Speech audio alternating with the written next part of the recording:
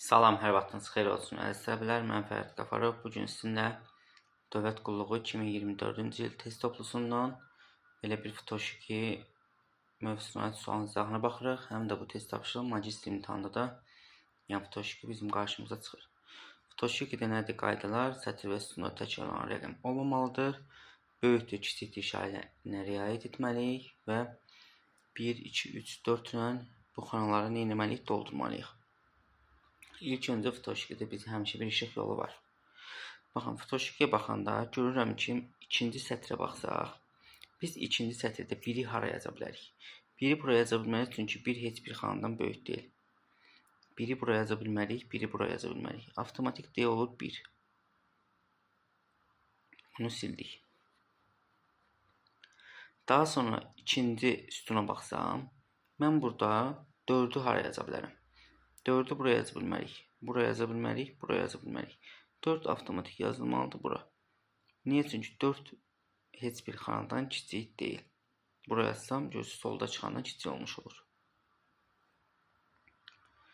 İndi keçib başqa bir görək hardan bizə işıq yolu var.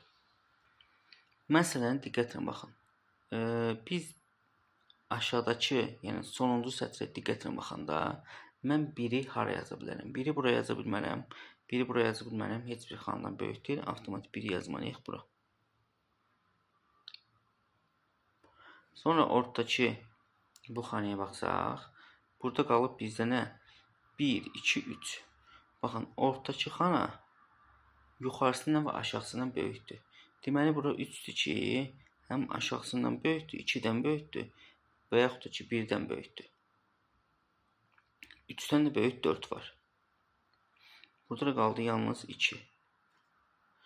Sonra biz diqqətlə baxaq, görək başqa rəqəmləri hara yaza bilərik. Diqqətlə baxanda mən bura 2 yaza bilmərəm. Avtomatik bura olur 3. Onda bura oldu 2.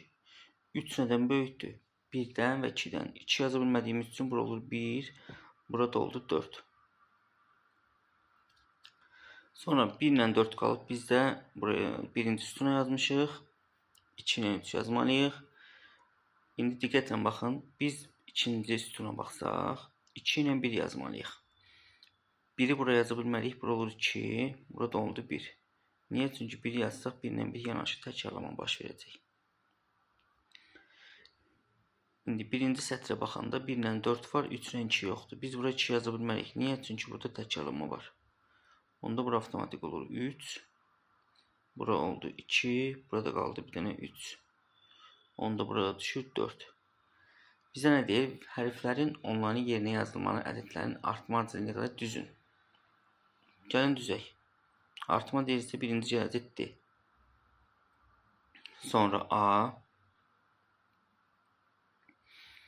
Sonra C. Sonra da gələcək B. Amma bu hərflərin burada kodları verilib.